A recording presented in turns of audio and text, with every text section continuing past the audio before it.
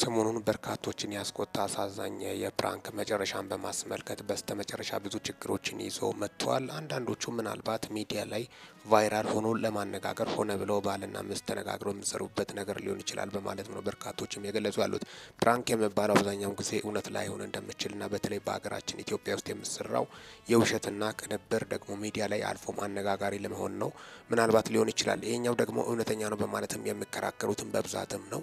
ምናልባት የውሸት ከሆነ ግን በጣም አሳዛኝና ትዳራቸውም ለአደጋ እንደሚጋለጥም ነው። ምክንያቱም እንደዚህ አይነት የብዙዎችን ልብ የሰበረ ክስተትም ነው። በርካቶችንም አስቆጥተዋል። በንዴትም ያለቀሱት ያነቡት፣ ቁጣቸውን የገለጹት በርካታ ቁጥር ያላቸው ኢትዮጵያኖች ናቸው። ልባቸው የተሰበረው የአብዛኛው ኢትዮጵያውያን ነው። በዛ ዙሪያ እንግዲህ ባልየው ተደፍቶ ይቅርታ ለምኗታል ማለትም ነው። ይቅርታ ጠይቋታል።